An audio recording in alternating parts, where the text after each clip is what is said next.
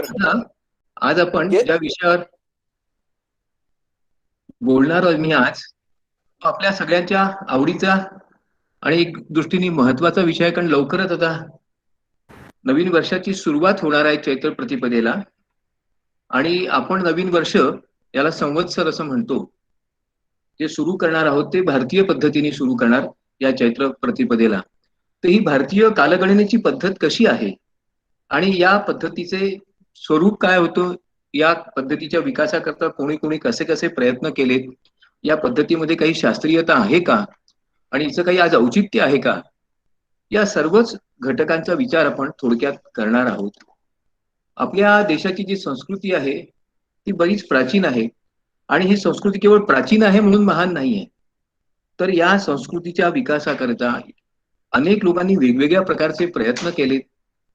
वेगवेगळ्या प्रकारच्या तत्वज्ञांनी, विचारवंतांनी, चिंतकांनी, शास्त्रज्ञांनी, लेखकांनी, कवींनी आपापल्या परीने योगदान दिलं स्थापत्यशास्त्रामध्ये, भौतिक शास्त्रामध्ये, ज्योतिष विज्ञान शास्त्रामध्ये.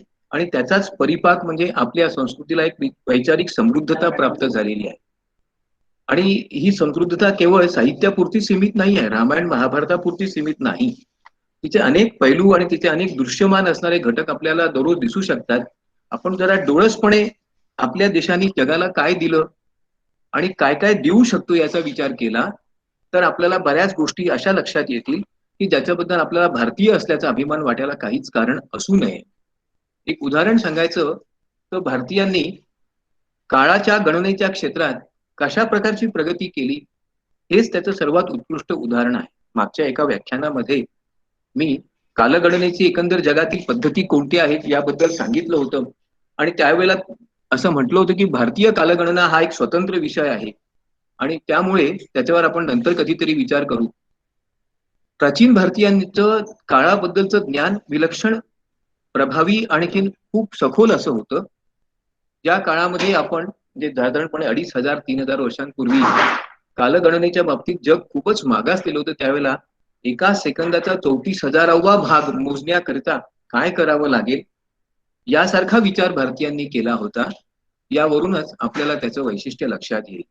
पुणे विद्यापीठाच्या संस्कृत विभागाने तर एक कालदर्शिका घड्याळ तयार केलेला आहे. त्याला वेगवेगळ्या 12 घटकांकरता, 12 वेगवेगळ्या तासांकरता वेगवेगळी नावं संस्कृत मधली दिली आहे. ही खरोखरच प्राचीन भारताच्या या गौरवशाली परंपरेचा गौरव करणारी घटना आहे असं आपण मानलं पाहिजे. कालगणना भारतात कशा कशा प्रकारची होत होती. एक सर्वसामान्यपणे मान्य असणारा कालगणनेचा प्रकार म्हणजे महाभारत युद्धापासून पुढे झालेली किंवा युधिष्ठिराच्या शकापासून पुढे झालेली कालगणना. याचं एक उत्तम उदाहरण म्हणजे भारत द्वापारंते बुधवयार्थी विमोहितः, people are deluded that Bharat happen at the end of Dwapar. Dwapar युगाच्या शेवटी भारत युद्ध झालं, आणि हे युद्ध केव्हा झालं याचा सुद्धा पुरावा पुढे दिला आहे. आणि त्या आधारावर कालगणना करण्याची पद्धत आपल्या देशात मोठ्या प्रमाणात रूढ झालेली आहे, आणि ती किती शास्त्रीय ते आपण पुढे पाहणारच आहोत.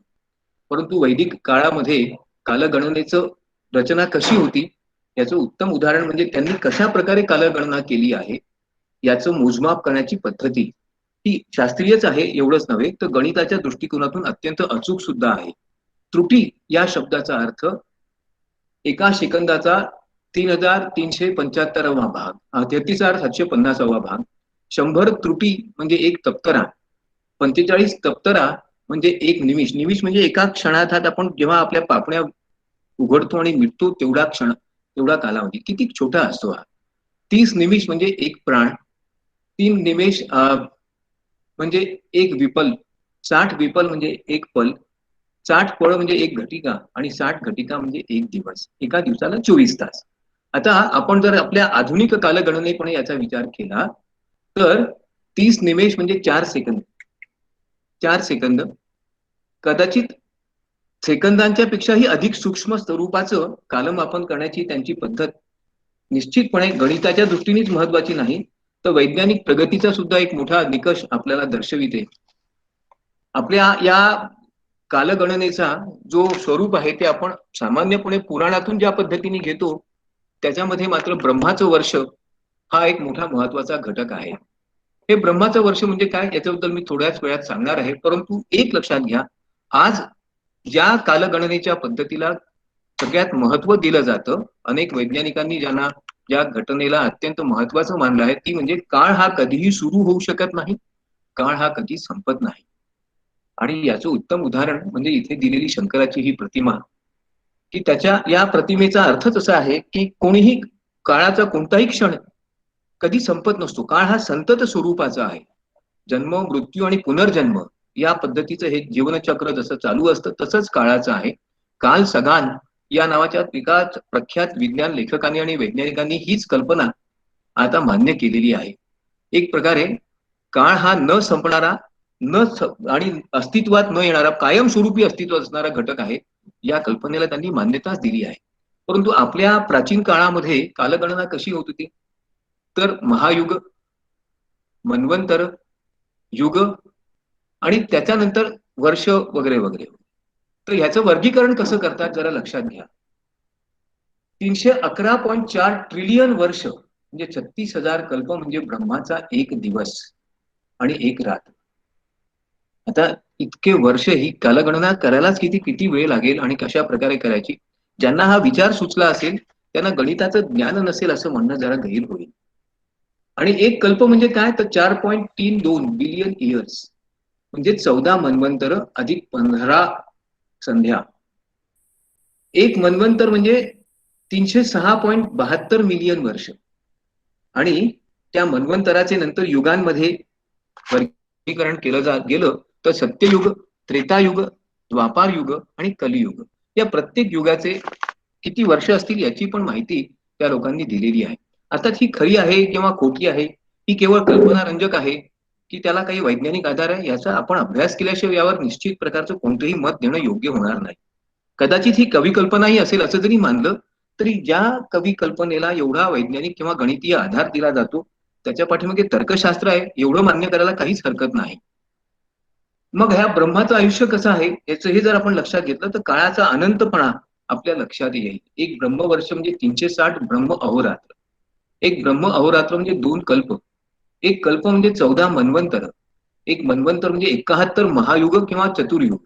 एक महायुग म्हणजे 12,000 देववस्त्र. एक देववत्सर म्हणजे 360 अहोरात्र. एक देव अहोरात्र म्हणजे एक हिंदू वर्ष म्हणजे आपल्या सनातन परंपरेप्रमाणे. आणि अशा प्रकारे ब्रह्मवर्ष, ब्रह्म अहोरात्र, कल्प, मन्वंतर, महायुग आणि वत्सर अशा प्रकारे कालाची कालाचं विभाजन केलं गेलं. वैदिक काळामध्ये 4 युग मानल्या गेली होती. सत्ययुग, त्रेतायुग, द्वापारयुग आणि कलियुग. या चारही युगांचे मिळून एक चतुर्युग होतं. म्हणजे 43,20,000 वर्ष. ज्यांना कोणाला एवढी मोठी कालगणना करावीशी वाटली असेल त्यांच्या पाठीमागे निश्चित काहीतरी तर्कशास्त्र आणि विचार असेल एवढं मान्य करायला हरकत नाही. दिवस आणि रात्र हा काळाचं विभाजन कसं केलं जातं याच्याबद्दलच्या ऋग्वेदातली एक ऋचा लक्षात घेण्यासारखी आहे.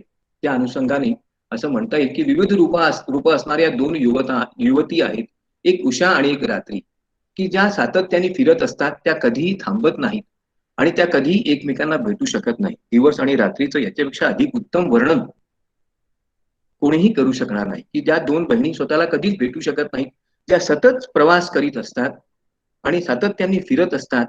ही एक प्रकारे कालचक्राच्या गतीची एक उत्तम प्रकारची कवी कल्पना आहे.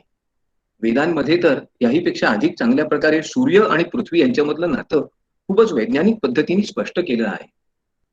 ऋग्वेदातल्या 5व्या मंडलातल्या 54व्या अध्यायातल्या 4थ्या ऋचेमध्ये असं म्हटलं आहे, never underestimate the capabilities of the glorious sun. He is holding the object in space as he is holding the earth. How the sun is holding the earth? The earth is huge, yet the sun has made a ring for himself. How he has made a ring and he has set the earth in constant motion around him in space. This is alone is the truth. सूर्याभोवती पृथ्वी फिरत असते हे सत्य वैदिक काळात जगात त्या लोकांना माहिती होतं, याचा हा उत्तम पुरावाच मानला पाहिजे. मग या ब्रह्म वर्षाचे वर्गीकरण कल्प, मन्वंतर, महायुग याप्रमाणे जे केलं आहे त्यातलं मन्वंतर ही कल्पना अत्यंत महत्वाची आहे. मन्वंतराची कल्पना इंद्राशी जोडल्या जाते. वेदांमध्ये इंद्र ही प्रमुख देवता आहे आणि ही देवता मन्वंतराचा स्वामी असते. किती मन्वंतर असतात? 14. त्यांची नावं सुद्धा दिलेली आहेत. स्वयंभुव, स्वरोचिष, उत्तम, तमस, रैवत, चाक्षुष, श्रद्धादेव, सावर्णी, दक्ष, ब्रह्म, धर्म, रुद्रपुत्र, रुची आणि भौम. आणि या प्रत्येक मन्वंतराचा एक स्वामी आहे. आपल्यापैकी काही लोकांना काही नावं तर निश्चितपणे माहिती आहे. वैवस्वत मनु माहिती आहे, विभू माहिती आहे, बलिराजा माहिती आहे. बलिराजा सुद्धा एका मन्वंतराचा स्वामी आहे. एक लक्षात घ्या, याचा अर्थ पुरंदर म्हणजे इंद्र हा एका एका मन्वंतराचा स्वामी आहे. याचा अर्थ असा की काळाचं गणना करताना, काळाचं विभाजन करताना प्रत्येक काळाच्या एका विशिष्ट कालावधीचा कोणीतरी स्वामी आहे आणि तो त्या काळावर नियंत्रण करतो, अशा प्रकारची कल्पना त्या काळात मांडल्या गेली होती. वैदिकांनी वर्षाचं आणि काळाचं वर्गीकरण करताना जी पद्धत वापरली होती ती आज सर्वदूर रूढ झालेली आहे. एक महिना म्हणजे 30 किंवा 29 दिवस, 24 तासांचा किंवा 8 प्रहरांचा एक दिवस, 3 होरांचा एक प्रहर, 2.5 अडीच घडींचा एक होरा, 60 पळांची एक घटिका किंवा घडी आणि 60 विपलांपासून एक पळ. आज आपण ज्या प्रकारे घड्याळ वापरतो त्या घड्याळीत सुद्धा साधारणपणे काळाचं वर्णन याच प्रकारे केलं जातं. मग ह्या कालगणनेचा हा जो काही प्रकार वैदिकांनी मांडला त्यात हळूहळू प्रगती आणि सुधारणाही होत गेली आहे, ही कुठे थांबलेली नाहीये. आणि म्हणून कालगणनेचा भारतीय प्रवास कसा झाला हे जर समजून घ्यायचं असेल तर त्याचे आपल्याला 3 टप्पे करावे लागतील. अगदी प्रारंभिक किंवा वैदिक काळ म्हणजे 1500 ख्रिस्तपूर्वी 1500 वर्षापूर्वी ज्या पद्धतीने कालगणना होत होती, ऋग्वेदांमध्ये ज्याचं वर्णन आहे, इतर वेगवेगळ्या पुराणांमध्ये ज्याचं वर्णन आहे, तो काळ. त्यानंतर ज्योतिष किंवा ज्योतिष वेदांगाचा काळ म्हणजे 400 ख्रिस्त नंतरच्या काळावर आणि त्यानंतर सिद्धांत ज्योतिषाचा काळ या 400 ख्रिस्तोत्तरानंतर आजपर्यंत. याचं सामान्यपणे वर्गीकरण करताना असं मानलं जातं की काळाचं हे जे वर्गीकरण आहे हे आपण वेगवेगळ्या प्रकारच्या भूमितीय आणि गणितीय तत्वांच्या आधारावरच करू शकतो. कालमापनाच्या ज्या वेगवेगळ्या पद्धती आपल्यापाशी आहेत त्यांचा जर शास्त्रीयपणे वापर केला तर आपण कालाची गणना अधिक चांगल्या प्रकारे करू शकतो. परंपरेने चालू आलेलं हे जे ज्ञान होतं हे अनेक शतकांपर्यंत तसंच राहिलं. मुघल काळात सुद्धा यामध्ये कोणताही बदल झाला नाही. मुघल राजांनी आणि त्यानंतरच्या इतरही राजांनी, त्या पूर्वीच्याही राजांनी हीच पद्धती मान्य केली. मौर्य काळामध्ये या कालगणनेच्या पद्धतीत अधिकच सुधारणा झाल्या. ब्रिटिश काळात त्याला अधिक शास्त्रीय आणि वैज्ञानिक बैठक प्राप्त झाली. परंतु कालगणनेची ही जी पद्धत आहे ह्याच्या पाठीमागे वैदिकांचा जो दृष्टिकोन होता तो केवळ पर्याप्त नव्हता, त्याला जैन आणि बौद्ध धर्मियांनी सुद्धा मोठा आधार दिला. केवळ सनातन धर्मातच वेगवेगळ्या प्रकारचे तत्वज्ञ आणि विचारवंत आणि गणितज्ञ झाले नाही, तर जैन पंथामध्ये आणि बौद्ध पंथामध्ये सुद्धा अनेक प्रकारच्या तत्वज्ञांनी, विचारवंतांनी, गणितज्ञांनी या विचाराला अधिक समृद्ध, व्यापक करण्याचा प्रयत्न केला. आणि त्यामुळे अनेक ग्रंथांमध्ये, बौद्ध धर्मग्रंथांमध्ये, जैन धर्मग्रंथांमध्ये कालगणनेमध्ये वेगवेगळे सिद्धांतही दिसून येतात. एक सगळ्यात महत्वाचं याच्याबद्दलचं जर पुस्तक कोणतं असेल तर ते सूर्य सिद्धांत आहे. सूर्य सिद्धांत हे अत्यंत प्राचीन परंतु गणिताच्या दृष्टीने परिपूर्ण असं कालगणनेचं पुस्तक आहे. गंमत पहा, या सूर्य सिद्धांतानुसार जोव्हियन म्हणजे गुरुवर्ष हे कालगणनेकरता आधार मानलं गेलं.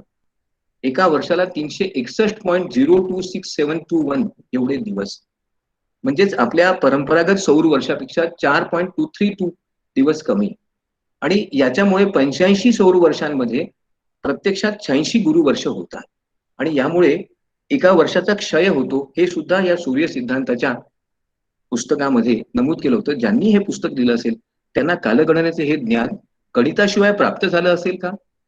सूर्य आणि त्याच्या भ्रमणाविषयीच्या, पृथ्वीच्या भ्रमणाविषयीच्या कल्पना स्पष्ट असल्याशिवाय त्यांना हे ज्ञान प्राप्त झाले असेल का? असं म्हणणं धारिष्ट्याचं ठरेल. आणि म्हणून सूर्य सिद्धांतामध्ये दिलेल्या एकंदरीतच कालगणनेचे निकष आणि आधुनिक युरोपियन निकष यांची जर आपण तुलना केली तर आपल्या काय लक्षात येतं? सूर्य सिद्धांतानुसार एका वर्षाला 365.25875 एवढे दिवस असायला पाहिजे. तर आधुनिक युरोपियन सिद्धांतानुसार किती आहे? 365.256. जवळपास अगदी नाममात्र फरक आहे. चंद्राच्या कक्षेच्या भ्रमणाला 27.32167 दिवस आधुनिक सिद्धांतानुसार 37.32166 केवळ चंद्र आणि सूर्याच्या भ्रमणाच्या आणखीन त्याच्याकरता लागणाऱ्या कालाच्या गतीचाच या पुस्तकात विचार केलेला नाही आहे. त्याही पलीकडे जाऊन बुध, मंगळ, शुक्र, गुरु, शनी यांच्याही भ्रमणाच्या अवस्था आणि त्याच्याकडे लागणारा कालावधी याचीही मानव या पुस्तकात दिली आहे. ज्यांनी कोणी हा इतका सखोल विचार केला असेल, त्यांना कालगणनेचं ज्ञान नव्हतं आणि त्यांना कालगणनेविषयी शास्त्रीय त्यांची भूमिका नव्हती असं म्हणण्याचं काहीच कारण नाही. वेदांग ज्योतिषात एक युग 5 वर्षांचे मानले आहे. ही 5 वर्ष संवत्सर, परिवत्सर, इदावत्सर, अनुवत्सर आणि इदवत्सर या नावांनी ओळखली जातात. सूर्य आणि चंद्राच्या कालावधीनंतर पुन्हा ती एकत्र येतात असा त्यावेळी समज होता. अर्थात हा बरोबर नाही. एका युगात 1830 सावन दिन आणि 1860 तिथ्या होत्या. जवळपास हे आजही तेवढंच आणि तितकंच खरं आहे. एका युगात 62 चंद्रमास आणि 60 सौरमास हेही बरोबर आहे. एका युगात 30 तिथींचा क्षय होत होता. याचं कारण आपल्याकडे चांद्रवर्ष एका वेगळ्या पद्धतीने आगणन त्याचं केलं जात होतं. एका युगात 67 नक्षत्र महिने होते.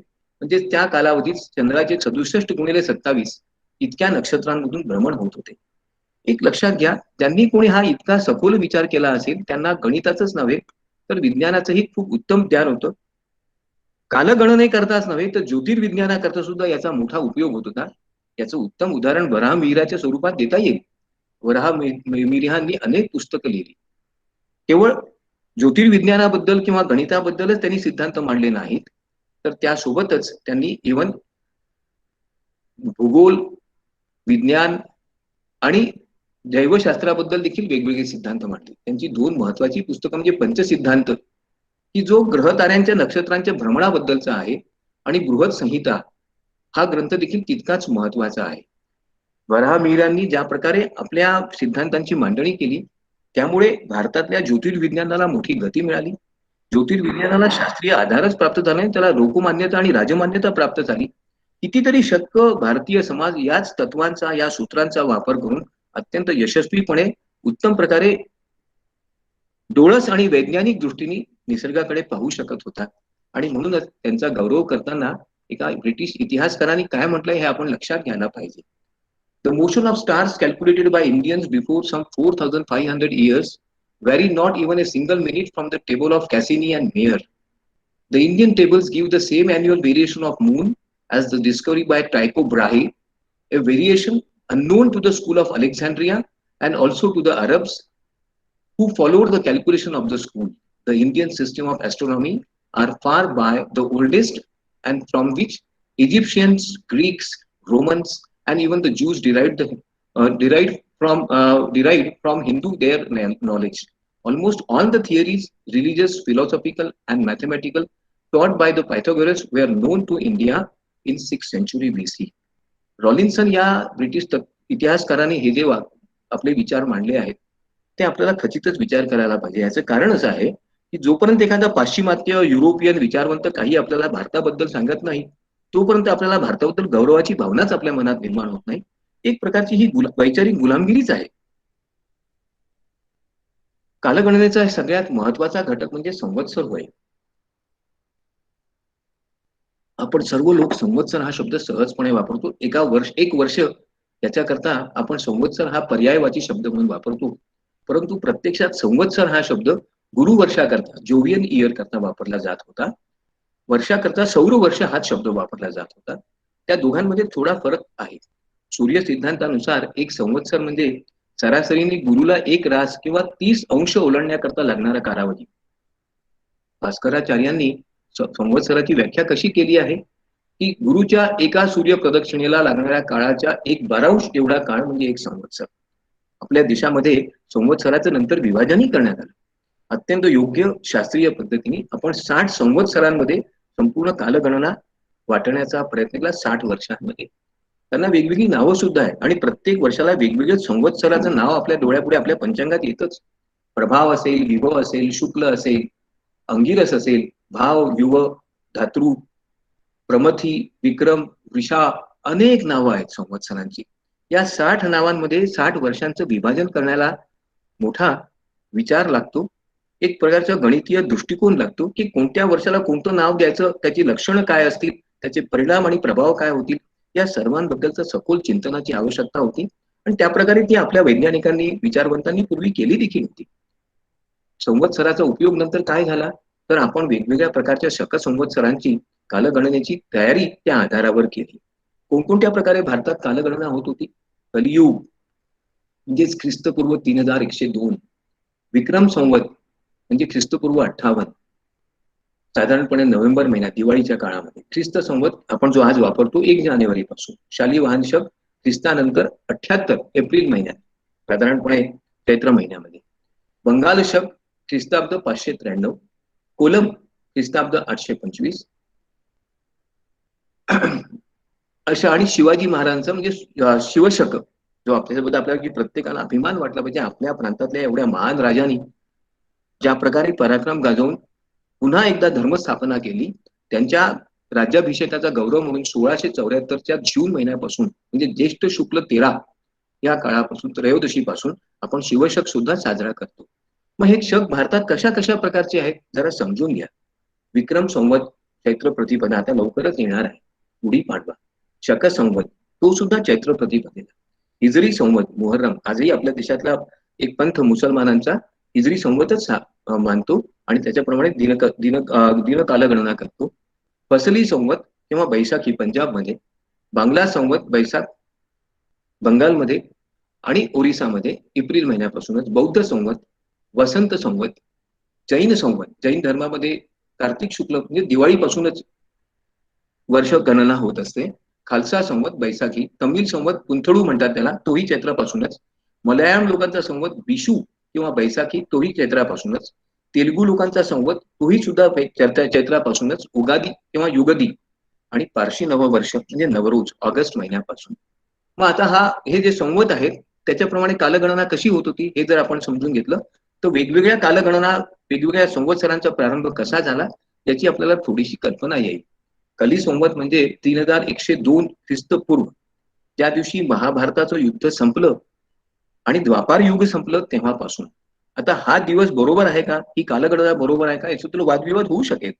अनेकांची वेगवेगळी मतं असतील, महाभारत झालं किंवा नाही यापासून तर युद्ध झालं किंवा नाही आणि ह्या युद्धाचे हा दिवस योग्य आहे किंवा नाही याही बद्दल वेगवेगळ्या प्रकारचे मतमतांतर आहे.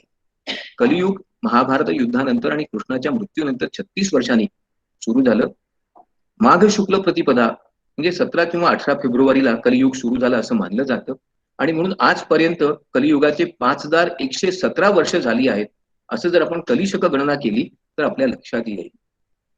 परशुराम संवत हा आणखीन एक संवत आहे. केरळ प्रांतामध्ये हा मुख्यत्वे करून वापरला जातो. परशुराम संवत म्हणजे राजा कार्तवीर्याचा परशुरामाने जो पराभव केला आणि त्यानंतर सुरू झालेला कालावधी म्हणजे परशुराम संवत. परशुरामाने नवीन भूमीची स्थापना केली. त्रेतायुगाच्या काळामध्ये परशुरामाने मोठा पराक्रम गाजविला आणि त्याचे जे कोणी अनुयायी आहेत ते आजही परशुराम संवत मानतात. 9102 ख्रिस्तपूर्व हा तो काळ मानला जातो आणि त्या दृष्टीने जर आपण विचार केला तर 6222 ख्रिस्तपूर्व एवढा कालावधी कमीत कमी झाला असला पाहिजे. परशुराम संवत केरळमध्ये त्याला कोलम असं म्हणतात आणि आजच्या घटकेला 6177 वर्ष झाली आहेत ख्रिस्तानंतरची असं मानलं जातं. ख्रिस्तापूर्वीची माफ करा. युधिष्ठिर संवत म्हणजे महाराजा युधिष्ठिरांचा जेव्हा राज्याभिषेक झाला आणि ते हस्तिनापुराचे राजे झाले त्या दिवसापासूनचा कालावधी. बृहत संहितेच्या नुसार सप्तर्षी जेव्हा उर्सा मायनर किंवा मघ नक्षत्रात होते त्यावेळेला युधिष्ठिरांचा राज्याभिषेक झाला 3139 ख्रिस्तपूर्व आणि म्हणून त्या काळाप्रमाणे जर आज आपण विचार केला तर जवळपास 5500 वर्ष महाराज युधिष्ठिरांच्या राज्याभिषेकाला झालेली आहे. विक्रम संवत आजही भारतात वापरला जातो. विक्रम संवत तर सर्वदूर लोकप्रियच आहे. महाराजा विक्रमादित्य यांच्या सन्मानार्थ ख्रिस्तपूर्व 56 वर्षांपूर्वीपासून हा विक्रम संवत मानला जातो. ग्रेगरियन कॅलेंडर प्रमाणे जर विचार केला आपण तर जवळपास 57 वर्ष अगोदर आणि त्यामुळे आज जर आपण विचार केला तर आजच्या वर्षांमध्ये जर आपण 57 वर्ष मिळविली तर विक्रम संवत आपल्याला प्राप्त होईल. या विक्रम संवताचं महत्व काय आहे? बहुसंख्य हिंदू समाज विक्रम संवतालाच मानतो आणि हा संवत म्हणजे एक प्रकारे दीपावलीच्या अमावस्येपासून पाडव्यापासून सुरू होतो. देवी लक्ष्मीची पूजा करणारे सर्व लोक संपत्तीची समृद्धीची जेव्हा कामना करतात तेव्हा विक्रम संवतापासूनच कालगणना करतात. आपल्या देशामध्ये अनेक व्यापारी आणि व्यवसाय करणारे लोक विक्रम संवताला नवीन पुस्तकं हिशोबाची सुरू करतात. आज आपण 2066 विक्रम संवतामध्ये आहोत. जे कोणी शेअर बाजारात गुंतवणूक करतात त्यांच्याकरता मुहूर्ताचा दिवस म्हणजे विक्रम संवताचा दिवस, पहिला दिवसच होय. विक्रम संवताचं वैशिष्ट्य काय आहे की भारतातल्या अनेक प्रांतांमध्ये या संवताची कालगणनेकरता या संवताचा वापर केला जातो. 9व्या शतकापर्यंत याला क्रिता किंवा मालवा संवत, कारण विक्रमादित्यांचं राज्य उज्जैनला होतं म्हणून मालवा संवत असंही म्हणत होते. विक्रमादित्यांनी जेव्हा अनेक राजांचा पराभव केला आणि पुन्हा एकदा भारताला मोठं वैभव मिळवून दिलं, त्यांच्या सन्मानार्थ, शकांच्या पराभवाच्या सन्मानार्थ विक्रम संवत साजरा केला जातो. भारताचा राष्ट्रीय संवत म्हणून देखील विक्रम संवत आज आपण स्वीकारलेला आहे. विक्रम संवताची वैशिष्ट्ये अशी आहेत की विक्रम संवताचा उपयोग नेपाळमध्ये आजही राष्ट्रीय कॅलेंडर म्हणून, राष्ट्रीय दिनदर्शिका म्हणून केला जातो.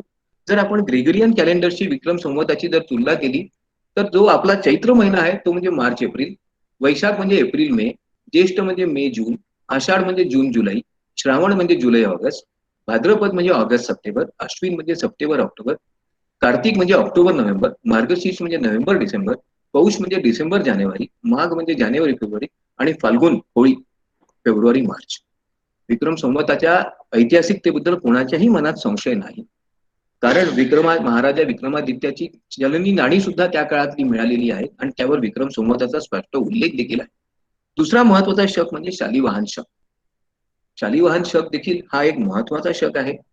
आपल्या भारतातल्या, महाराष्ट्रातल्या पैठण सारख्या त्याला प्रतिष्ठान म्हणायचे त्या शहराचा, त्या नगराचा राजा शालिवाहन, ज्यांनी अनेक शकांचा पराभव केला, शत्रूंचा, कनिष्कांचा पराभव केला, भारतामधून परकीयांना पराभूत करून पळवून लावलं, त्यांच्या सन्मानार्थ कुशाणांच्या पराभवाकरता शालिवाहनाला फार मोठा सन्मान दिला जातो आणि त्याबद्दल शालिवाहन शक आपण सुरू केला. याच्यावरची एक कादंबरी मी वाचलेली आहे, माझ्या संग्रहात देखील आहे. दातार शास्त्री यांनी लिहिलेली शालिवाहन शक नावाची कादंबरी प्रत्येकाने वाचावी अशी इतकी उत्तम आणि प्रभावी कादंबरी आहे. शालिवाहनाला परमार राजाचा वैभवशाली राजा मानलं जातं. याच्यावर आणखीन एक चित्रपटही निघालेला आहे, गौतमी पुत्र शातकर्णी म्हणून. आपल्यापैकी प्रत्येकाने बघावा असा एक उत्तम चित्रपट आहे. युट्यूबवर तो आज विनामूल्य उपलब्ध आहे. महाराजा शिवाजींनी, छत्रपती शिवाजींच्या सन्मानार्थ जो शिवशक साजरा केला जातो त्याचं या शकाशी जवळचं नातं आहे. आपल्यापैकी प्रत्येकाला गौरव, अभिमान वाटावा असा शक म्हणजे शालिवाहन आणि विक्रम शक आहे, याच्यात संशय नाही. परंतु एक गोष्ट लक्षात घ्या की भारतामध्ये नववर्ष साजऱ्या करण्याकरता काही प्रांतांमध्ये पौर्णिमा तर काही प्रांतांमध्ये अमावस्या आधार मानली जाते. इथे या भारताच्या नकाशात जिथे जिथे पांढऱ्या रंगात वेगवेगळे प्रांत दाखवले तिथे पौर्णिमा हा वर्षाचा प्रथम दिवस आहे, तर जिथे पिवळा रंग आहे तिथे अमावस्या हा वर्षाचा पहिला दिवस मानला जातो. आणि म्हणून भारतामध्ये वर्षगणनेचे दोन वेगवेगळे प्रकार दिसून येतात. आपण वेगवेगळ्या महिन्यांना वेगवेगळी नावं दिली होती. ती कशी होती हे जरा समजून घ्या. वैदिक काळामध्ये जी 12 महिने होते त्यांची नावं होती वरुण, मित्र, आर्यम, भाग, अंशुमान, धाता, इंद्र, प्रजन्य, त्वष्टा, विष्णू, कुशान आणि विवस्वान. ही प्रत्येक देवतेवरून त्या त्या महिन्याची जी काही देवता आहेत त्या त्या महिन्यात ज्या देवतेचं पूजन आणि अर्चन करायचं आहे त्यांच्या नावावरून प्रत्येक महिन्याला नाव मिळालं होतं आणि त्याप्रमाणे त्या महिन्यामध्ये त्या देवतांचे उत्सव, त्या देवतांची प्रार्थना आणि त्या देवतांच्या प्रति आदर व्यक्त करणारे वेगवेगळे उत्सव देखील, कार्यक्रम देखील साजरे त्या काळात केले जात होते. त्याच्याबद्दल मी नंतर कधीतरी सांगणारच आहे. संवत्सराची जी कल्पना आहे ती तैत्तिरीय संहितेमध्ये दिसून येते. त्यात त्यांनी संवत्सराची 12 नावं दिलेली आहेत. ती नावं मी लवकरच सांगणार आहे. एक लक्षात घ्या, एक संवत्सर केव्हा संपतो आणि दुसरं केव्हा सुरू होतं हे ऋतूंवर अवलंबून होतं. म्हणजे भारतामध्ये संवत्सरांच्या कालावधीचा एकंदर अवधी हा मुख्यत्वे करून ऋतुमानाशी जोडलेला होता, कारण निसर्गाच्या वेगवेगळ्या परिवर्तनांना लक्षात घेऊन वर्षाचं आणि संवत्सरांचं आगमन केलं जात होतं. त्या दृष्टीनेच महिन्यांची नावही होती, परंतु यामध्ये अनेक त्रुटी होत्या, त्याबद्दल मी नंतर सांगणारच आहे. कोणकोणती नावं होती? मधु पहिल्या महिन्याचं नाव मधु म्हणजे आनंदाचा वसंत, माधव आनंदमय, शुक्र तेजस्वी, शुची तेजस्वी, नभस वर्षा, नभस्य म्हणजे वर्षाच, ईश म्हणजे तजेलीदार सुपीक, ऊर्ज म्हणजे शक्तिमान उत्साही, सहस म्हणजे शक्ती, सहस्य म्हणजे शक्तिमान, तपस म्हणजे अग्नी आणि तपस्य म्हणजे दुःख किंवा उष्मा. आणि या मधुमासावरची बालकवींची कविता आपल्यापैकी अनेकांना माहिती असेल. आनंदी आनंदगडे इकडे तिकडे चोहीकडे. आपल्यापैकी अनेकांनी शाळेमध्ये कदाचित वाचली असेल, खूप आनंदाने म्हटली पण असेल. प्रत्येक महिन्याचं, प्रत्येक ऋतूचं हा जो गौरव करणारा जो एक काव्यपूर्ण असा जो ही जी कविता आहे, ती आपल्यापैकी अनेकांना आवडली असेल, पण ती बऱ्याच प्रमाणात त्या महिन्याचं खरं वैशिष्ट्य सांगणारी सुद्धा आहे. चैत्र महिना केव्हा येतो याचं उत्तर आपल्यापैकी अनेकांच्या लक्षात असेल, मार्च एप्रिलमध्ये. वैशाख एप्रिल मे मध्ये. याप्रमाणे वर्षांचं आणखी महिन्यांचं जर आपण आगमन केलं तर भारतीय महिन्यांमध्ये आणि आजच्या आपण ज्या इंग्रजी पद्धतीला स्वीकारलेला आहे त्याच्यामधला फरक लक्षात येईल. जुन्या काळामध्ये म्हणजे वैदिक काळामध्ये ज्याला मधुमास आपण म्हणतो, त्याला अर्वांचीन काळात आज आपण चैत्र म्हणतो. माधव म्हणजे वैशाख आहे, शुक्र म्हणजे ज्येष्ठ आहे, शुची म्हणजे आषाढ आहे, नभस म्हणजे श्रावण आहे, नभस्य म्हणजे भाद्रपद आहे, ईश म्हणजे अश्विन आहे, ऊर्ज म्हणजे कार्तिक आहे, सहस म्हणजे मार्गशीर्ष आहे, सहस्य म्हणजे पौष आहे, तपस म्हणजे माघ आहे आणि तपस्य म्हणजे फाल्गुन आहे. प्रत्यक्ष भगवान विष्णूंनी स्वतः म्हटलेलं आहे की मासा नाम मार्गशीर्षोहम. कृष्णाने सुद्धा गीतेमध्ये हे सांगितलं आहे. मार्गशीर्ष महिन्याला त्या काळात विशेष महत्व होतं, कारण तो उत्सवांचा महिना होता, आनंदाचा महिना होता आणि सर्वात महत्वाचा महिना होता. आपल्याकडे या महिन्यांची नावं नक्षत्रांच्या एकंदर स्वरूप लक्षात घेऊन 27 नक्षत्रानुसार महिन्यांची नावं ठेवण्यात आली. चैत्र महिन्यात येणारी नक्षत्र म्हणजे चित्रा आणि स्वाती, वैशाखात विशाखा आणि अनुराधा, ज्येष्ठात ज्येष्ठ आणि मूळ, आषाढात पूर्वाषाढा आणि उत्तराषाढा, श्रावणात श्रवण आणि घनिष्ठा, भाद्रपदात शततारका, पूर्व भाद्रपदा, उत्तरा भाद्रपदा, अश्विन महिन्यामध्ये रेवती, अश्विनी, भरणी, कार्तिक महिन्यामध्ये कृतिका आणि रोहिणी, मार्गशीर्षात मृगशीर्ष आणि आद्रा, पौषात पुनर्वसू आणि पुष्य, माघात आश्लेष आणि मघा, फाल्गुनात पूर्वा फाल्गुनी, उत्तरा फाल्गुनी आणि हस्त. आणि याप्रमाणे वर्षाचं आपण वर्गीकरण केलं तर कोणत्या ऋतुमानामध्ये कोणती नक्षत्र येतील आणि कोणता महिना येईल हे आपल्या सहजपणे लक्षात येतं आणि त्याला आपण त्याप्रमाणे जोडू पण शकतो. हिंदू वर्षामध्ये एकंदरीतच वर्षाचे 6 तुकडे, जे 6 वेगवेगळे ऋतुमान आणि त्यानुसार शेतीची, निसर्गाशी संबंधित कामं, व्यवसायाची कामं करण्याची पद्धत होती. आपल्या देशामध्ये ज्याला आपण दिनदर्शिका किंवा पंचांग म्हणतो, त्याचा हेतू काय होता? तर वेगवेगळे उत्सव कोणत्या काळात येतील, त्यांचा ते कशा प्रकारे साजरे करायचे आणि त्या काळातल्या सर्वच संस्कृतीमध्ये उत्सवांचा संबंध निसर्गाशी होता, हे कृपा करून लक्षात घ्या. अगदी इजिप्शियन संस्कृतीमध्ये सुद्धा नाईल नदीला जेव्हा पूर येईल त्यावेळेला काय करायचं आणि नाईल नदीपासून मिळणाऱ्या पाण्याबद्दल तिचा आदर व्यक्त करण्याकरता कोणते उत्सव साजरे करायचे हे ठरवलेलंच होतं. ग्रीकांनी पण याच पद्धतीने त्यांचे उत्सव आणि सण ठरवले होते. एकंदरीतच संपूर्ण प्राचीन संस्कृतीमध्ये उत्सवांचा संबंध, वेगवेगळ्या प्रकारच्या धार्मिक कृत्यांचा संबंध निसर्गाशी जोडला होता आणि त्याच्याच करता दिनदर्शिकेची, पंचांगाची आवश्यकता होती. कालमापन हा तर अर्थातच पंचांगाचा खरा महत्वाचा हेतू होता. वेगवेगळी कार्य केव्हा करायची, मग ती धार्मिक असतील, शेती विषयक असतील, व्यापार विषयक असतील, हे ठरविण्याकरता, युद्ध विषयक असतील हे ठरविण्याकरता पंचांगांचा उपयोग होता. आपल्या देशामध्ये चांद्र वर्ष आणि चांद्र महिन्याप्रमाणे दिनदर्शिका, पंचांग ठरविण्याची पद्धत होती. ज्या ज्या वेळेला नवीन चंद्र म्हणजेच अमावस्या संपेल आणि नवीन दिवस सुरू होईल, प्रतिपदा येईल, तेव्हापासून वर्ष गणना, महिना गणना करायची. सामान्यपणे एका चंद्र वर्षामध्ये 30 दिवस किंवा 30 तिथी यायला पाहिजे.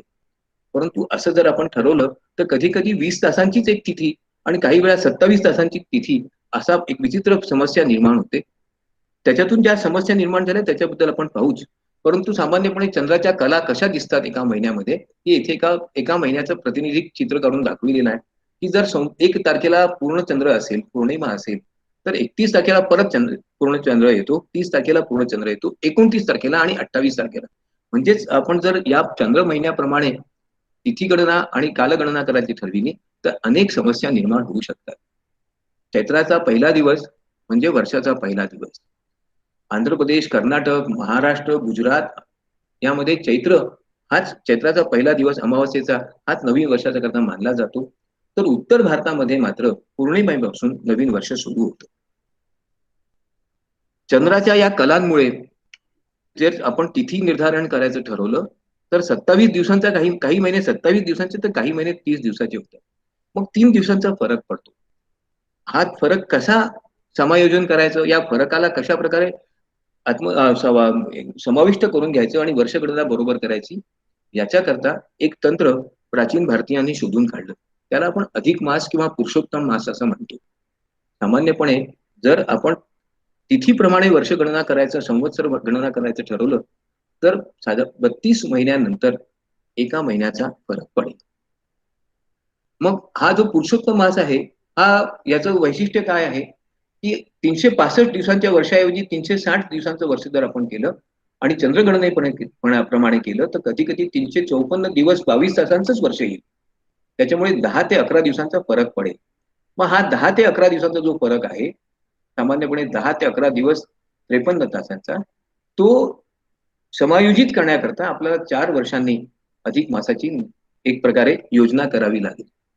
कधी कधी हा जो महिना नष्ट होईल, हा कालावधी कमी होईल, त्याच्याकरता दुसरा शब्द वापरला गेला, क्षयमास. क्षयमासाचं वैशिष्ट्य असं आहे की जो महिना लोप पावतो त्याच्याकरता क्षयमास. मग ही जी कालगणना होती तिथीनुसार, चंद्राच्या कलेनुसार, त्याला जोड दिली आपण नक्षत्रांची. एकंदर 27 नक्षत्र आहेत असं आपण मानतो आणि या प्रत्येक नक्षत्राच्या नुसार तिथीची गणना आपण करतो.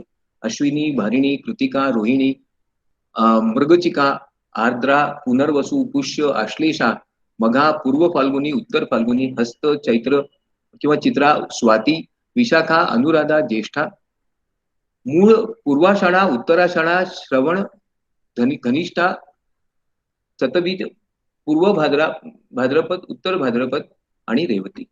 मग या 27 नक्षत्रांचा जर आपण विचार केला, तर प्रत्येक नक्षत्राला भारतीयांनी एक स्वामी दिलेला आहे.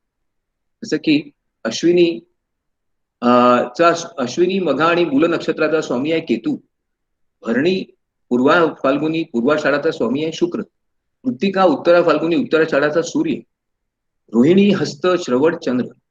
मृगशीर्ष, चित्रा आणि घनिष्ठांचा स्वामी मंगळ. आद्रा, स्वाती, शतभिषाचा राहू. पुनर्वसू, विशाखा, पूर्व भाद्रपदचा गुरु. पुष्य, अनुराधा, उत्तर भाद्रपदाचा शनी. आश्लेषा, ज्येष्ठा, रेवतीचा बुध. हे सर्व करायचं कारण काय होतं, की वेगवेगळे सण, जन्म बद्दलच्या वेगवेगळ्या प्रकारचे निर्णय,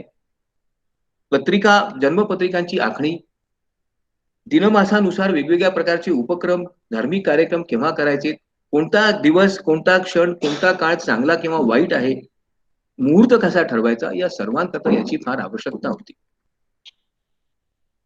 भास्कराचार्य नावाच्या एका महान विद्वान भारतीयांनी वेगवेगळ्या प्रकारे कालगणनेमध्ये मोठं योगदान दिलं. अनेक पुस्तकं लिहिली, वेगवेगळ्या प्रकारचे सिद्धांत मांडले आणि त्या माध्यमातून गणितीय पद्धतीने त्यांनी ज्योतिर्कालगणनेला, वैदिक कालगणनेला अधिक मोठा आधार प्राप्त करून दिला. एक प्रकारचं त्याला शास्त्रीय स्थान प्राप्त करून दिलं. ज्योतिर्गणितामध्ये भास्कराचार्यांचं योगदान असाधारण आहे. आज ज्याला आपण ऍस्ट्रॉनॉमी, ज्योतिर्गणित असं म्हणतो, ज्योतिर्विद्या असं म्हणतो, त्यांच्यामध्ये तर भास्कराचार्यांनी अनेक प्रकारच्या सिद्धांताची त्या काळात प्रथमच मांडणी केली होती. अर्थात आज विज्ञान खूप पुढे गेलाय. भास्कराचार्यांना जे ज्ञान होतं त्यापेक्षा कितीतरी अधिक ज्ञान आपल्यापाशी आहे असं म्हणण्यात काहीच हरकत नाही, प्रत्यय नाही. परंतु जेथे प्रारंभ होतो त्या गोष्टीला आपण विसरू शकत नाही. भास्कराचार्यांनी सूर्य आणि त्याच्या गतीविषयीचे सिद्धांत मांडले. त्याच्या आधारात त्यांनी वर्षाची कालगणना केली. 365.258556 इतकं सूक्ष्म प्रकारचं निरीक्षण आणि आगणन करण्याकरता निश्चितपणे त्यांनी खूप विचार केला असेल, खूप गणितीय पद्धतीने अध्ययन केलं असेल. सिद्धांत शिरोमणी नावाचा ग्रंथ त्यांनी लिहिला आणि ग्रहताऱ्यांच्या भ्रमणाबद्दल, ग्रहणांबद्दल, कॉस्मोग्राफी बद्दल अनेक प्रकारच्या सिद्धांतांची मांडणी केली. सूर्य सिद्धांत नावाच्या ग्रंथाची पण त्यांनी रचना केली. सूर्य सिद्धांत आज उपलब्ध आहे. मित्रो, एक गोष्ट लक्षात घेण्यासारखी आहे, त्या काळामध्ये युरोपामध्ये या प्रकारच्या कोणत्याही ज्ञानाचा अवशेष सुद्धा उपलब्ध नव्हते.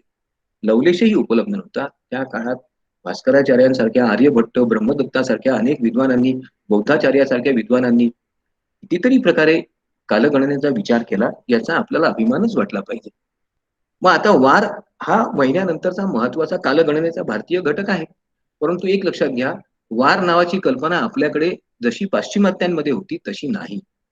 तर आपण आर्यभट्ट आणि सूर्य सिद्धांतामध्ये वाराची कल्पना कशी केली आहे, तिथीनुसार केलेली आहे.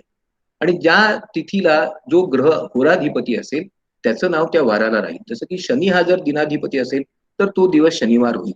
आणि अशा प्रकारे जर आपण कालगणना किंवा दिवस गणना करायची ठरवली तर वारांची आपली कल्पना इतरांपेक्षा निश्चितच वेगळी होणार होती. परंतु जे 7 वार आज आपण स्वीकारलेले आहेत त्यांचा उगम मात्र बाबिलोनियन लोकांनी, सुमेरियन लोकांनी केलेला आहे. जगभर हेच 7 वार आज आपण म्हणतो. या 7 वारांना रोमन राजा कॉन्स्टंटाईन यांनी मान्यता दिली आणि त्यानुसार दिनमानाची रचना आणि त्याला एक बैठक मिळवून दिली. हे 7 वार म्हणजे सूर्य, चंद्र यांच्या आधारावर दिलेले Sunday, Monday, Tuesday, Wednesday, Thursday, Friday आणि सॅटर्डे. प्रत्येक देवतेनुसार प्रत्येक दिवसाला वाराला एक नाव देण्यात आलं. संडे म्हणजे सूर्य, ट्यूसडे म्हणजे ट्यूब, वोडन म्हणजे मर्क्युरी किंवा मंगळ, बुध, त्यानंतर ज्युपिटर गुरु, शुक्र फ्रेया आणि शनी सॅटर्न. या प्रत्येक वाराची एक देवता आहे आणि त्यानुसार त्या देवतेचं वैशिष्ट्य ग्रीक, रोमन आणि ख्रिश्चन लोकांनी मान्य केलं. त्या आधारावर त्या देवतांची पूजाही त्या काळात केली जात होती.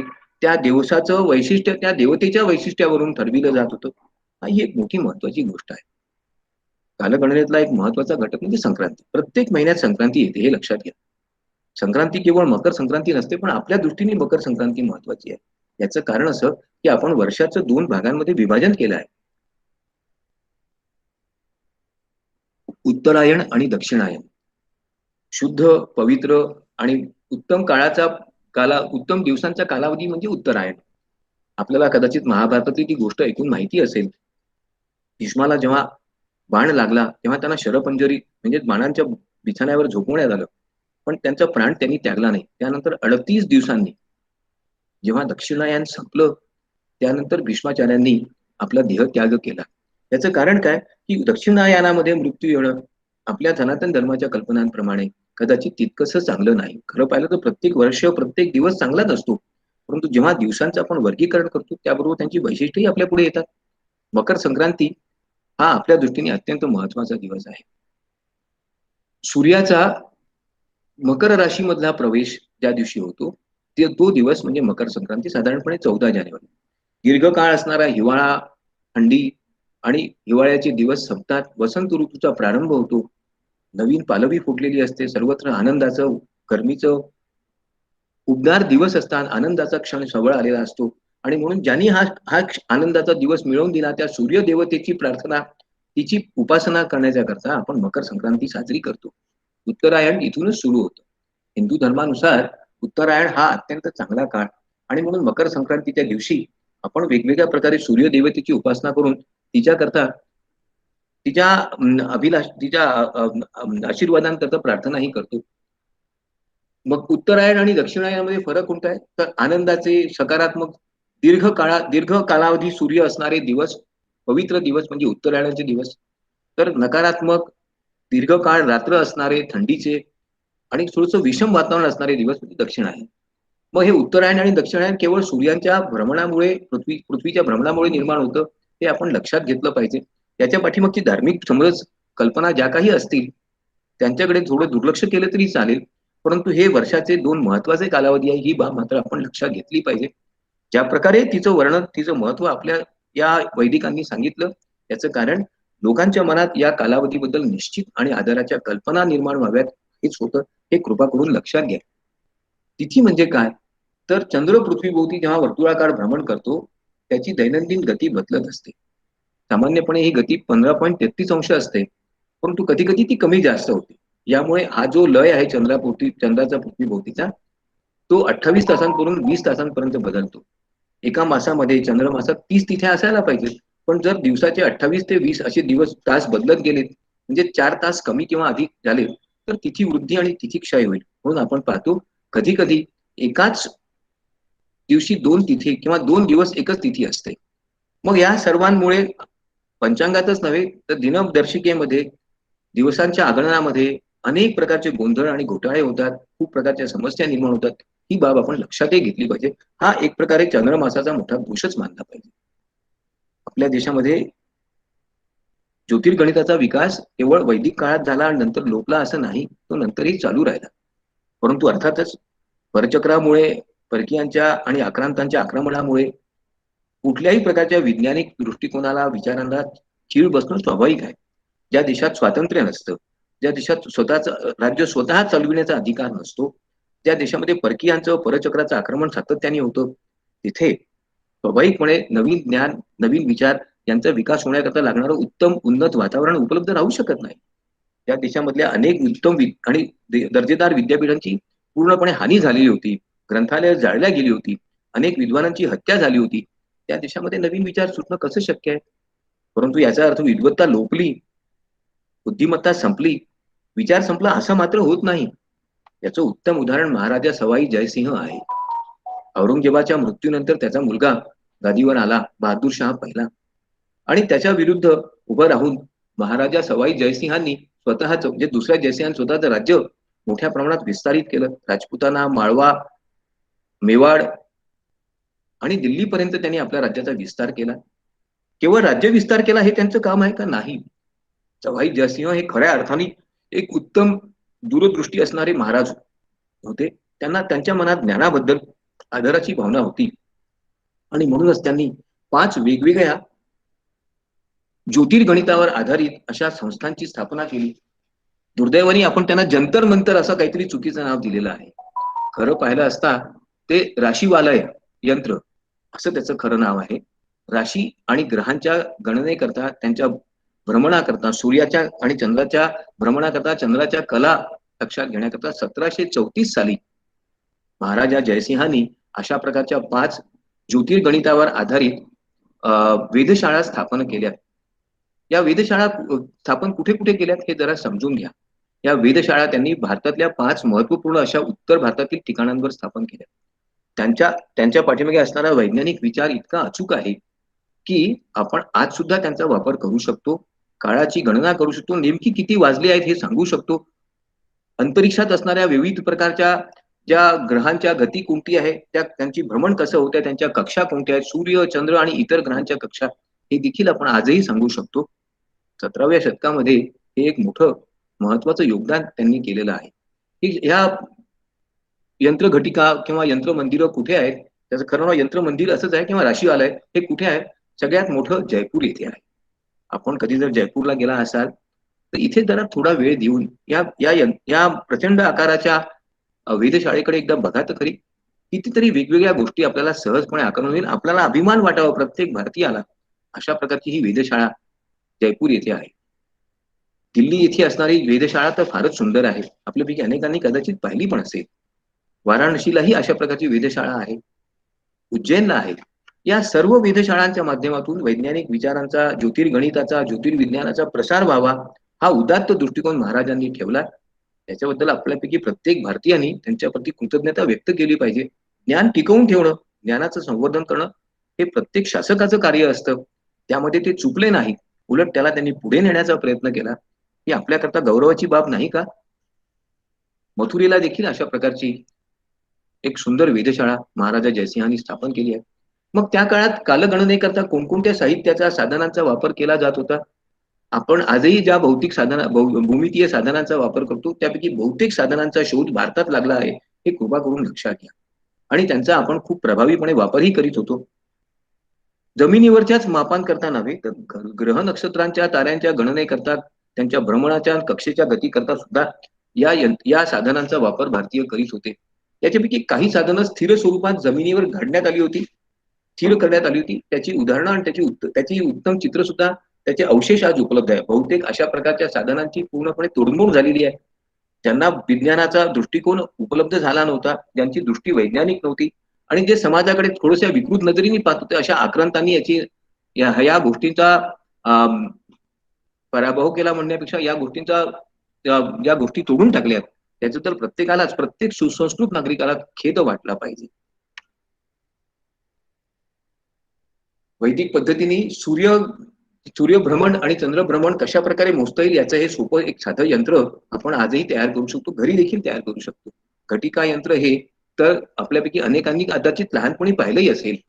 वस्ती यंत्र हे कालगणनेकरता आणि ग्रहांच्या गती करता, पृथ्वीवरून ग्रहांचे कक्षा मोजण्याकरता अत्यंत उपयुक्त अशा प्रकारचं यंत्र त्या काळात भारतीयांनी तयार केलं होतं.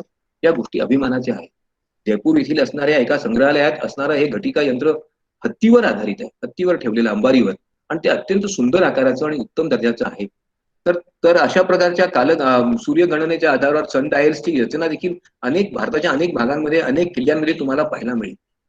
मग भारतामध्ये अशा प्रकारचं हे जे ज्ञान होतं, हे हळूहळू लुप्त पावलं का? याचं उत्तर नक्कीच हो असं देता येईल. वैज्ञानिक दृष्टिकोन केवळ प्राचीन काळात आपल्यापाशी असला म्हणजे आपण विज्ञानाची प्रगती करू शकतो असं मानणं गैर आहे. आमच्या पूर्वजांनी फार मोठे शोध लावले होते याचा अभिमान बाळगणं याला काही फारसा अर्थ नाही. त्यामध्ये आपण अधिक सातत्याने वाढ केली नाही. त्या ज्ञानात भर टाकली नाही. त्या दृष्टीने परत वैज्ञानिक दृष्टिकोन जोपासून त्याचा अभ्यास केला नाही. हे आपल्या पराभवाचं आणि आपल्या आपल्या मनाच्या कोतेपणाचं खरं लक्षण आहे हे आपण स्वीकारणं यात काहीही गैर नाही. भारतात एक राष्ट्रीय दिनदर्शिका असावी असा आग्रह भारत स्वतंत्र झाल्यानंतर धरण्यात आला. आपल्याला प्रत्येकाला अभिमान वाटला पाहिजे, की शालिवाहन आणि विक्रम संवत या दोघांचा आधार मानून एक नवीन प्रकारे आपण वर्षगणना, कालगणना करू शकतो का? असाही विचार करण्यात आला. आजही आपण जर सध्या रेडिओ सकाळी ऐकत असाल, तर आपल्याला या विक्रम संवताबद्दलची माहिती, तिथी कोणती आहे, काळ कोणता आहे हे सांगितलं जातं. तुम्हाला अभिमान वाटावा अशी आणखीन एक महत्वाची बाब म्हणजे जावा, बाली, नेपाळ या देशांमध्ये आजही विक्रम संवतच वापरला जातो. नेपाळचा राष्ट्रीय दिवस म्हणजे पहिला विक्रम दिन असं मानलं जातं. एवढंच काय तर फिलिपिन्समध्ये सुद्धा आजही विक्रम संवतच वापरला जातो. हिंदू धर्माचा आणि सनातन विचारांचा भारतीय पराक्रमाचा हा मोठा पुरावा मानला पाहिजे. भारतीयांनी आपल्या ज्ञानाचा प्रसार पूर्व दक्षिण आशियामध्ये किती दूरपर्यंत केला होता याचं हे उत्तम उदाहरण आहे. मग हे राष्ट्रीय कॅलेंडर भारताचा राष्ट्रीय दिनदर्शिका तयार करावी असा विचार करण्यात आला आणि त्याच्याकरता एक समिती स्थापन करण्यात आली. 22 मार्च 1957 पासून भारतात ग्रेगरियन पद्धतीने आपण एक राष्ट्रीय कॅलेंडर मान्य केलं आणि ते आपल्या भारताच्या अधिकृत गॅझेटमध्ये प्रकाशित करण्यात आलं. त्याला भारतीय विक्रम संवत जोडण्यात आलं आणि चैत्र म्हणजे मार्च 22 असा निर्णय घेण्यात आला. याकरिता डॉक्टर मेघनाथ सहा या मोठ्या वैज्ञानिकांनी अत्यंत हुशार आणि प्रचंड दूरदृष्टी असणाऱ्या वैज्ञानिकांनी विशेष प्रयत्न केला. Indian council of scientific and industrial research ICSR च्या मतीने याकरता वेगवेगळे अभ्यास करण्यात आले. त्याच्यामध्ये AC बॅनर्जी, डॉक्टर दप्तरी, करंदीकर, गोरख प्रसाद, डॉक्टर वैद्य, डॉक्टर लाहिरी यासारख्या अनेक वैज्ञानिकांचा, गणितज्ञांचा समावेश करण्यात आला आणि हे अत्यंत अवघड असणारं कार्य या समितीने पूर्ण केलं. परंतु दुर्दैवाची बाब म्हणजे भारतातल्या अनेक धर्मपंडितांनी अशा प्रकारच्या या बदलाला मान्यता दिली नाही. अजूनही परंपरागत पद्धतीनेच पंचांग वापरलं पाहिजे असा आग्रह धरला. एक प्रकारचं एक युनिफॉर्म संघटित आणि एकरूप स्वरूपाचं कॅलेंडर भारतात यावं याच्याकरता डॉक्टर मेघनाथ सहा यांनी केलेला त्यांचा हा अफाट प्रयत्न फारसा यशस्वी झाला नाही. ही आपल्यापैकी प्रत्येकाकरता खेदाची बाब मानली पाहिजे. भारतामध्ये अजूनही आपण पंचांग वापरतो. पंचांग याचा अर्थच 5 अंग. कोणते 5 अंग? तिथी, वर्षा, नक्षत्र, योग आणि कारण. मग हे पंचांग भारतामध्ये शेकडो वर्षांपासून आपण वापरत आहोत. वेगवेगळ्या पद्धतीने त्याचा वापर करीत आहोत. वैदिक काळापासून पंचांगाची पद्धती आपल्या देशात आहे. यात आपण तिथी, त्यात प्रारंभ केव्हा होतो आणि तिथी केव्हा संपते हे सांगण्याचा प्रयत्न करतो. कोणत्या तिथीला कोणतं नक्षत्र प्रभावी आहे हे लक्षात घेण्याचा प्रयत्न करतो.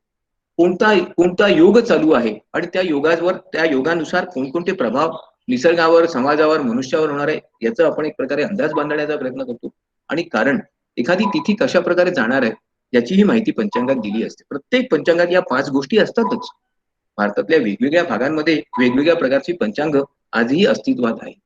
दक्षिण भारतामध्ये असणाऱ्या या पंचांगाचं एक चित्र मी पुढे ठेवलंच आहे. तर पुण्याचं एक प्राचीन पंचांग मला सापडलं इंटरनेटवर. गजानन ब्रदर्स यांनी तयार केलेलं. या पंचांगावरून आपल्याला बऱ्याच गोष्टी लक्षात येतील. भारतामध्ये अशा प्रकारचं पंचांग जे की इथे दाखवलंय गुलाबी रंगाचं, हे तर आपण अनेकांनी पाहिलं असेल.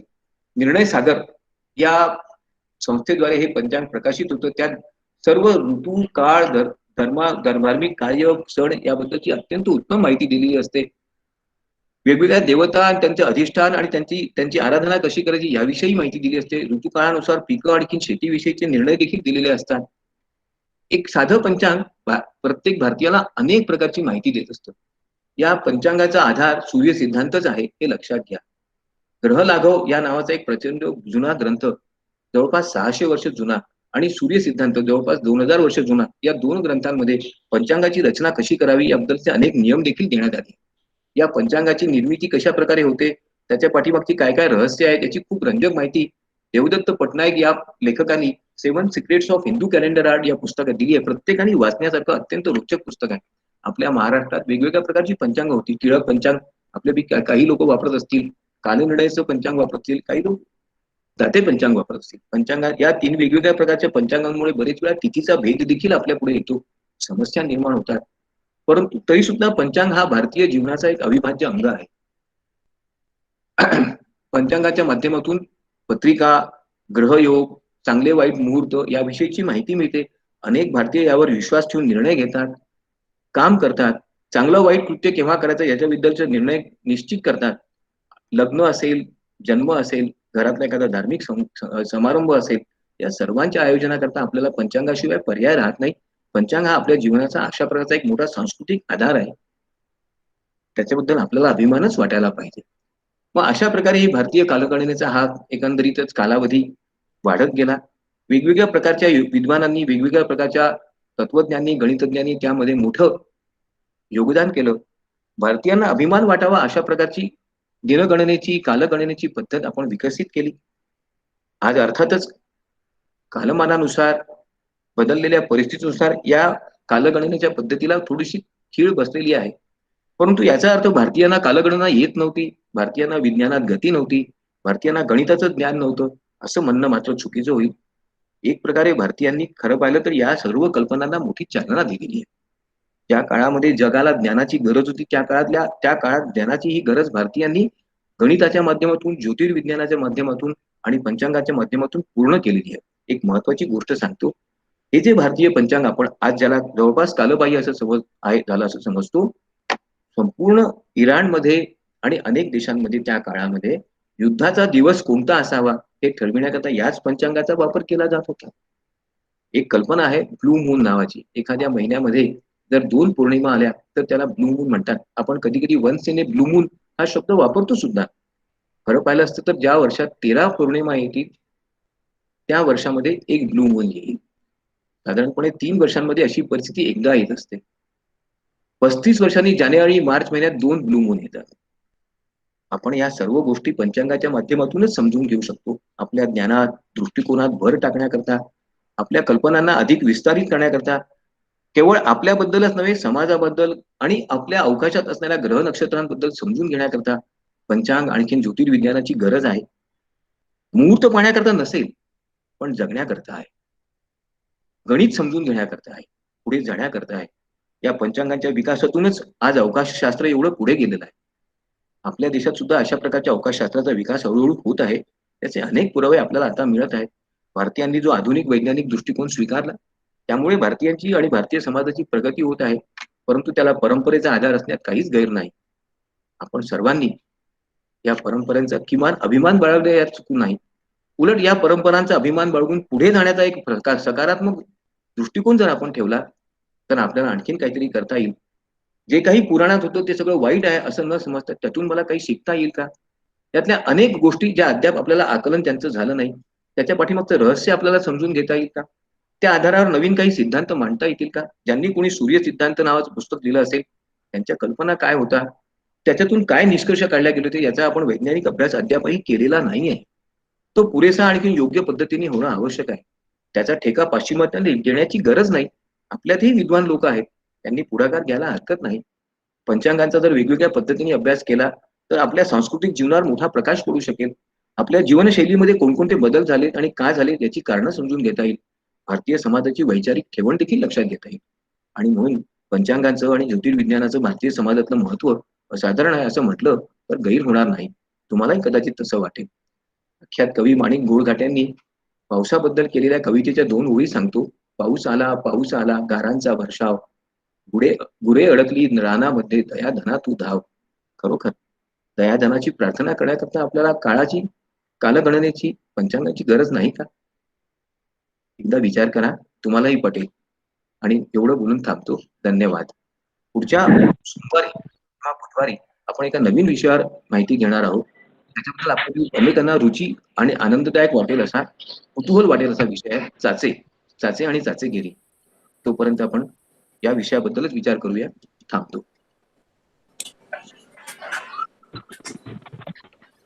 थँक्यू सर, खूप मस्त सर माहिती मिळाली आम्हाला. सर एक प्रश्न विचारू शकतो? कोणाला काही विचारायचं असेल तर विचारू शकता. सर, आपलं जे फायनान्शियल इयर आहे हो 1 एप्रिल ते 31 मार्च, हो ते टेक्निकली बरोबर आहे का? कारण अमेरिकन बघितलं तर 1 जानेवारी ते 31 डिसेंबर हो आणि आपण जे ब्रिटिशांना फॉलो करतो, हो तर त्याच्यामुळे आपण 1 एप्रिल ते 31 मार्च करतो. पण आपलं जे शेतीमधून निघणारं उत्पन्न आहे किंवा आपले जे पुस्तक लिहिण्याची पद्धत आहे, तुम्ही आता त्यामध्ये केलं की उल्लेख, ते दिवाळीमध्ये ते पाडव्यापासून आपण करतो. मग ते टेक्निकली योग्य आहे का 1 एप्रिल पासून आपलं फायनान्शियल इयर आपण सुरुवात करतो ते?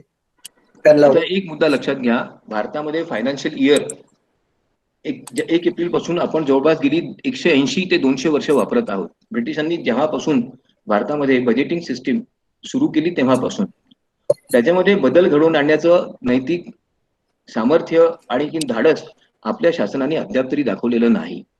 1 जानेवारी पासून वित्तीय वर्ष सुरू करावा असा प्रस्ताव अनेक वेळा आपल्या देशातल्या संसदेपुढे सुद्धा आलेला आहे, परंतु अद्याप तरी त्याला मान्यता मिळाली नाही. जर आपण 1 जानेवारी पासून वित्तीय वर्ष सुरू केलं तर आपल्या अनेक समस्या सुटू शकतील. आपल्या देशामध्ये 3 प्रकारची वित्तीय वर्ष आहे. 1 एप्रिलला सुरू होणारं, ज्या मल्टीनॅशनल आहे त्यांचं 1 जानेवारी पासून सुरू होणारं, आणि ज्या भारतीय व्यावसायिक आहेत विशेषतः मारवाड गुजरात प्रांतातले त्यांचं म्हणजे प्रतिपदेपासून सुरू होणार, गुढीपाडव्यापासून सुरू होणार, गुढीपाडव्यापेक्षा दिवाळीच्या पाडव्यापासून सुरू होणार. आणि यामुळे अनेक प्रकारच्या समस्या निर्माण होतात.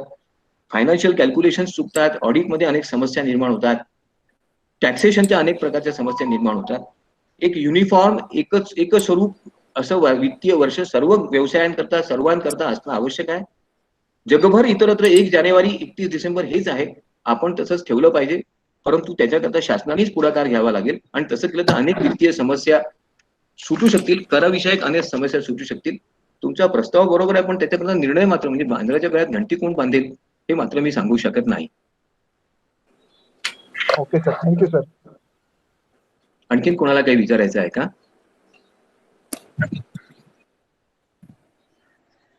Hello sir. हा बोला. बोला. हॅलो. हा बोला. सर, अधिक महिना जो येतो त्यालाच पुरुषोत्तम महिना म्हटलं जातं का? हो हो, त्यालाच पुरुषोत्तम मास म्हणतात. हो. ओके. हॅलो. हॅलो. हा बोला.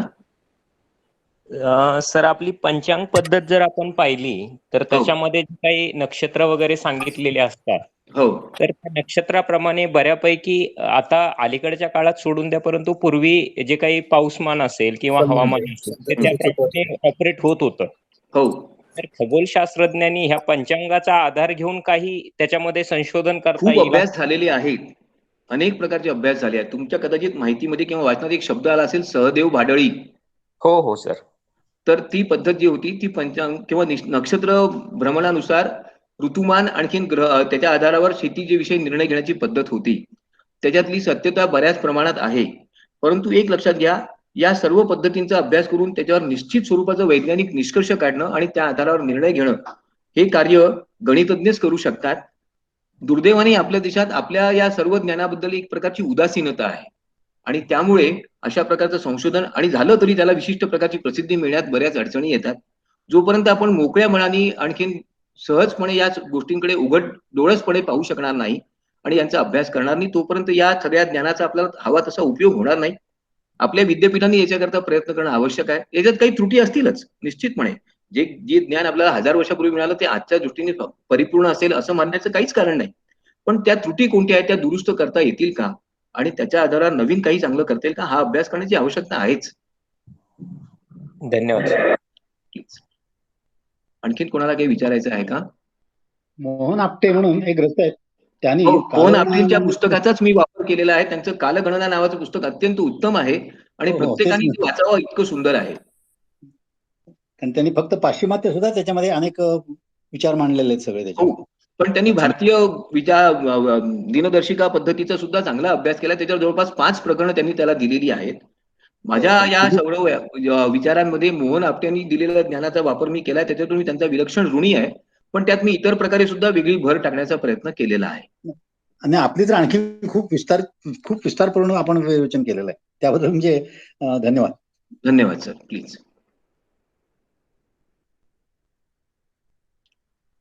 आणखीन जर कोणाला काही विचारायचं नसेल तर थांबतो. पुढच्या बुधवारी चाचे हा विषय असणार आहे. कृपा करून जरूर ऐका. खूप चांगला विषय आहे आणि रंजक आहे. तो फार वैचारिक जरी नसला तरी आवडेल अशा पद्धतीचा आहे. थँक्यू. बुधवारी 5 वाजता.